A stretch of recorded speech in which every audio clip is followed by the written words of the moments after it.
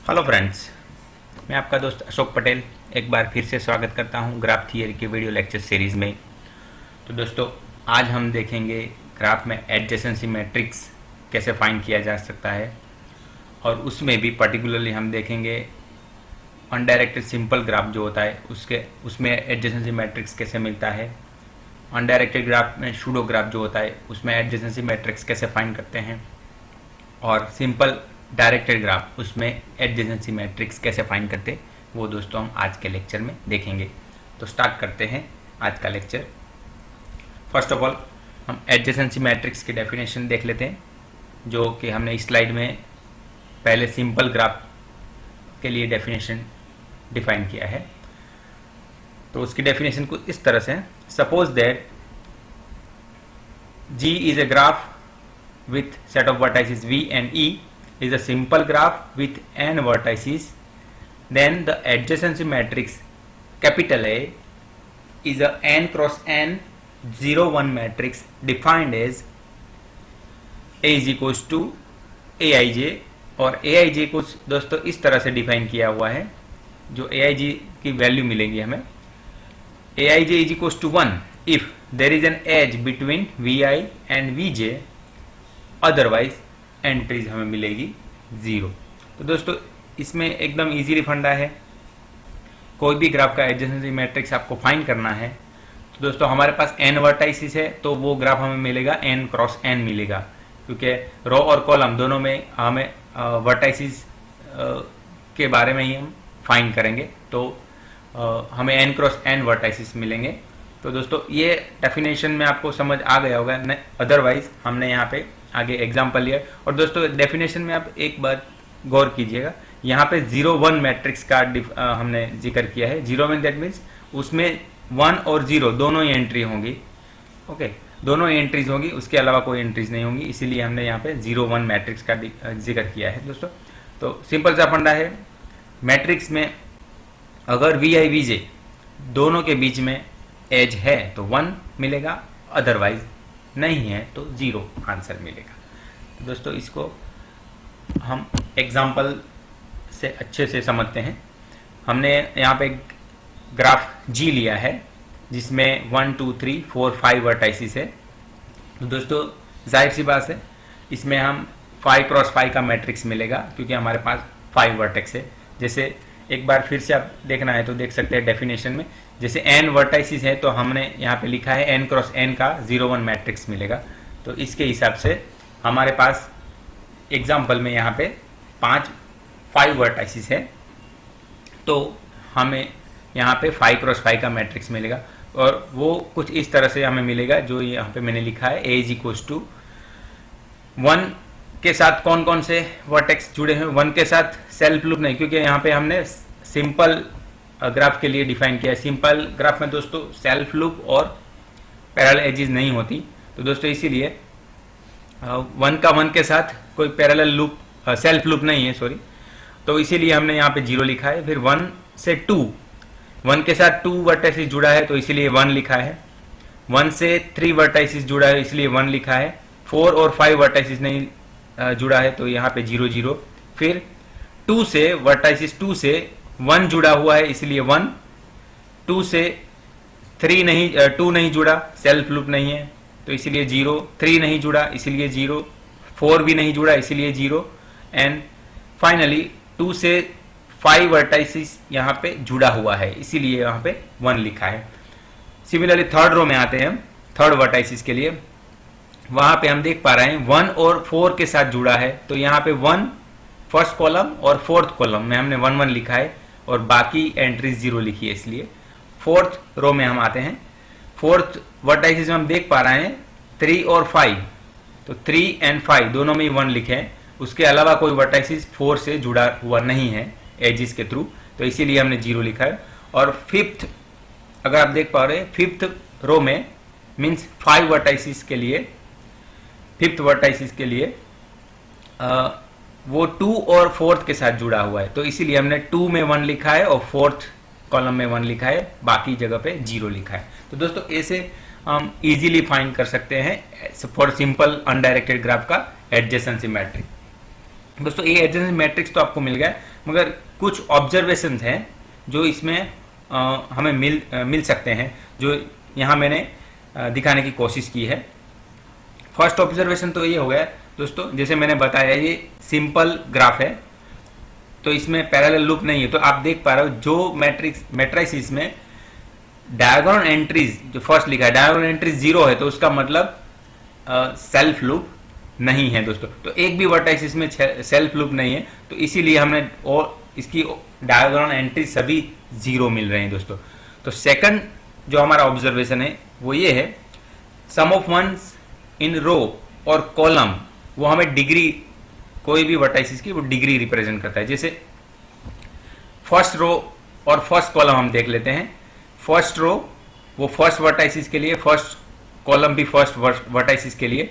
तो first row में आप देख सकते हैं 1 and 1 कितनी बार, 2 बार 1 आते, तो उसका हम सम करेंगे 2 टाइम्स आया इसलिए। तो फर्स्ट वर्टाइसिस की डिग्री हो गई 2, जो हमें यहाँ पे दिख रही है।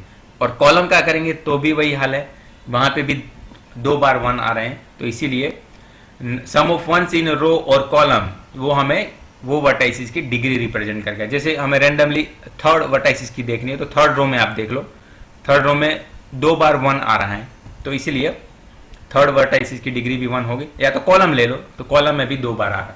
तो दोस्तों ऐसे ये सेकंड ऑब्जर्वेशन भी हमारा हो गया, जो भी हम ग्राफ से और उसके एडजेसेंसी मैट्रिक्स से देख पा रहे हैं।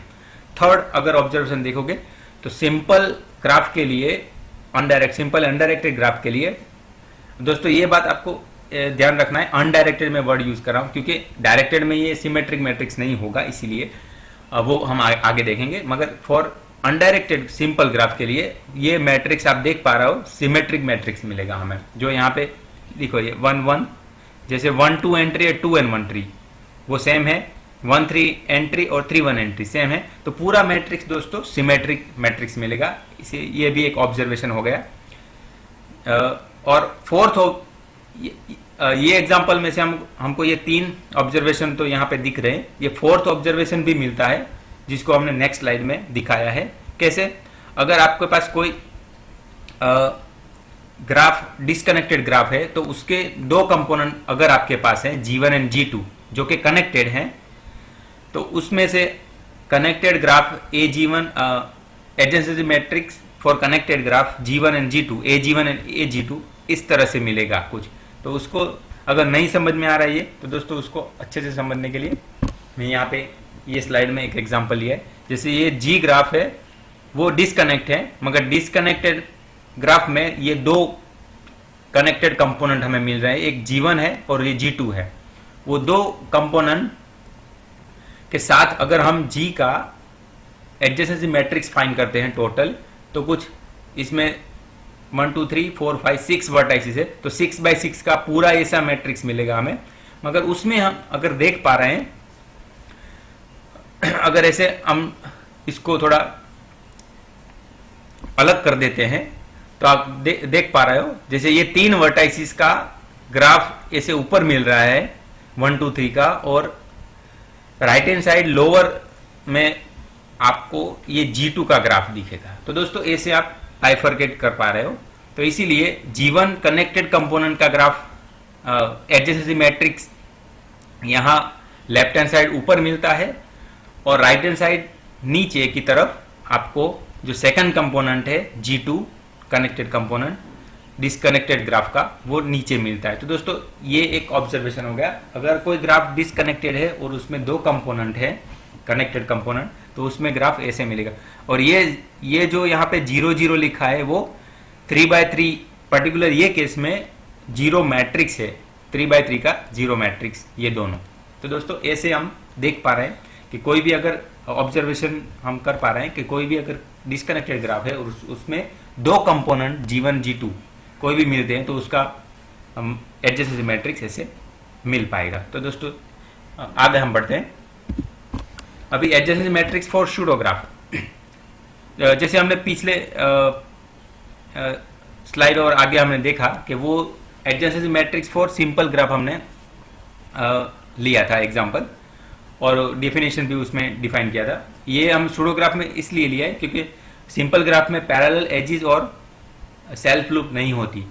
और अगर आपके पास कोई भी ग्राफ में सेल्फ लूप और पैरेलल एजेस हैं तो वो आप ग्राफ कैसे फाइंड करोगे, तो उसमें इसीलिए हमने ये एग्जांपल लिया है। तो यहाँ पे एक जी ग्राफ है जो सूडो ग्राफ है, मींस उसमें पैरेलल एजेस भी हैं, जैसे आप देख पा रहे हो ए से बी में 3 एज है, ए से डी में 2 एजेस है, ए से डी से सी में 2 एजेस है, और सी में पैरेलल लूप सेल्फ लूप भी है।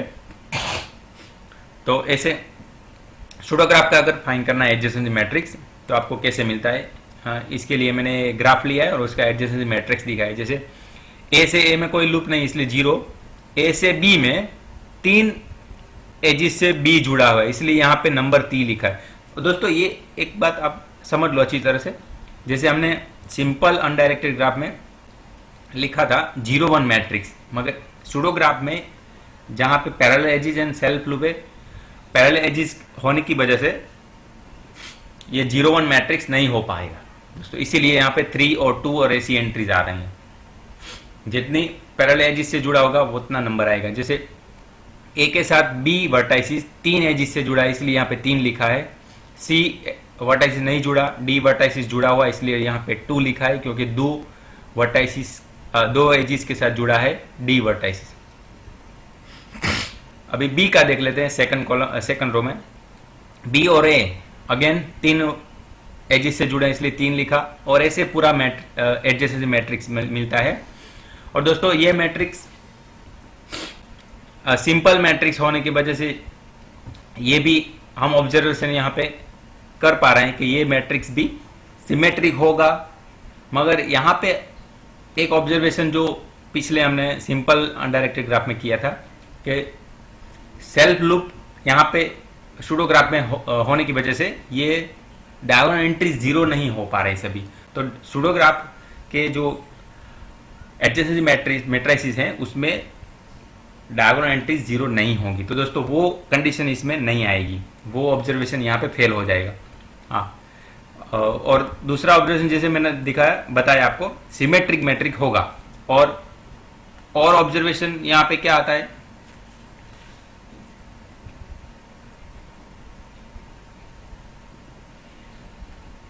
जैसे हमने उसमें टोटल कितने पिछले अनडायरेक्टेड सिंपल ग्राफ में हमने ऑब्जर्वेशन किए थे, हमारे पास 4 ऑब्जर्वेशन थे। फर्स्ट वाला self loop, diagonal entries non सभी 0 थी, मतलब सेल्फ लूप यहाँ पे वो फेल हो गया।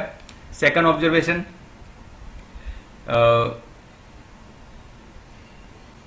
कि सिमेट्रिक मैट्रिक्स मिलेगा, वो भी यहाँ पे मिलता है, तो वो कंडीशन सेटिस्फाई होती है। और यहाँ पे आप देखोगे जो रो और कॉलम उसका जो नंबर्स है उसका आप सम करोगे तो जो वर्टाइसिस है उसकी डिग्री मिलेगी, वो भी यहाँ पे कंडीशन होल्ड हो रही है। और लास्ट वाली जो कंडीशन हमने सिंपल अनडायरेक्टेड ग्राफ में देखी थी कि कोई ग्राफ अगर डिस्कनेक्टेड है और उसका 2 कंपोनेंट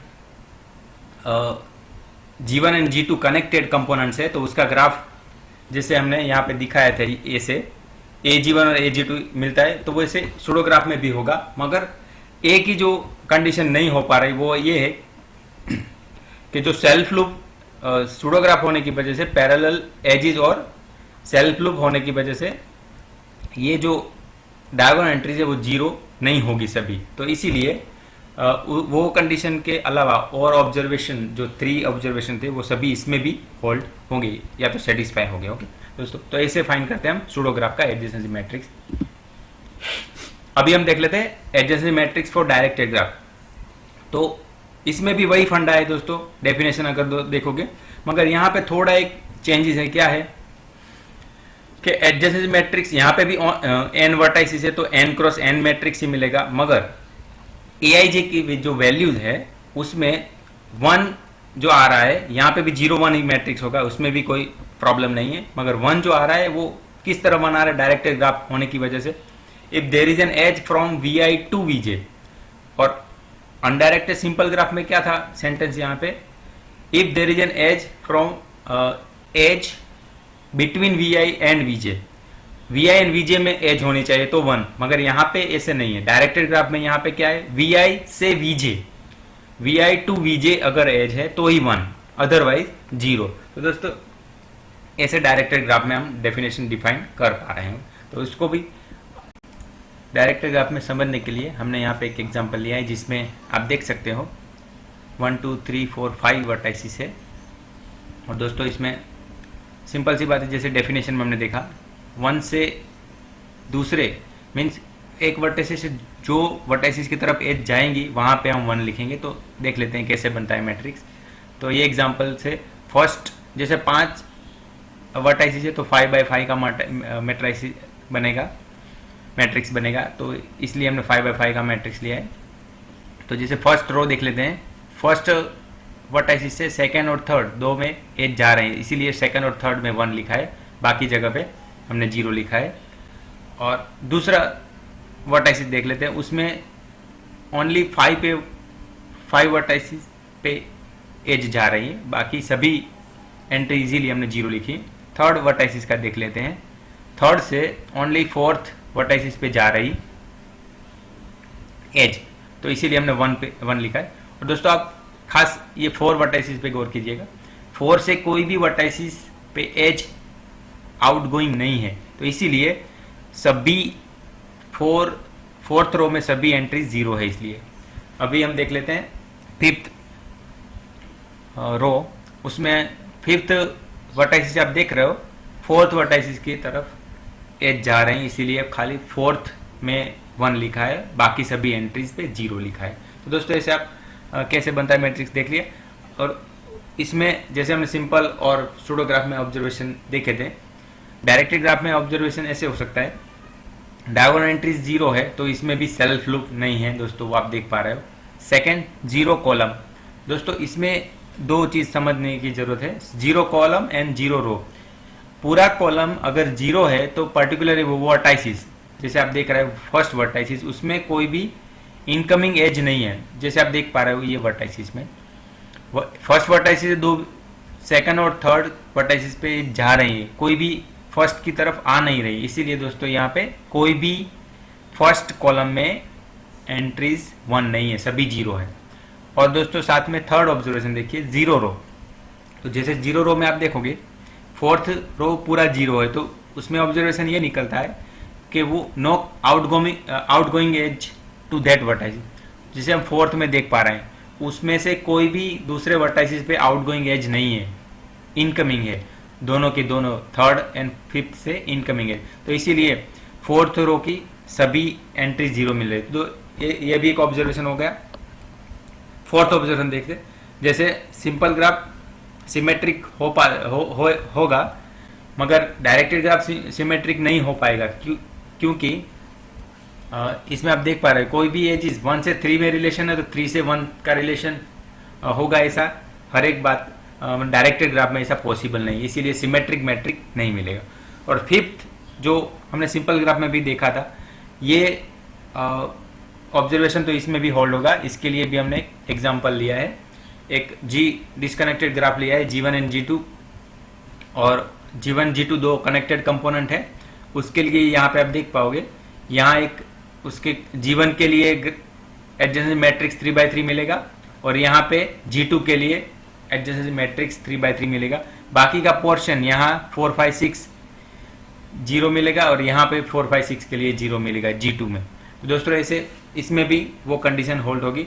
तो दोस्तों हम बोल सकते हैं डायरेक्टेड ग्राफ और अनडायरेक्टेड में सिमिलरिटी है, खाली सिमेट्रिक वाली प्रॉपर्टी है वो होल्ड नहीं होगी। तो दोस्तों ऐसे हम अनडायरेक्टेड सिंपल ग्राफ हो या तो सूडो ग्राफ हो या डायरेक्टेड ग्राफ हो, वो उसमें कैसे हम इजीली एडजेसेंसी मैट्रिक्स फाइंड कर सकते हैं, वो हमने आज के लेक्चर में देखा। दोस्तों आशा करता हूँ कि ये लेक्चर आपको पसंद आया होगा। धन्यवाद।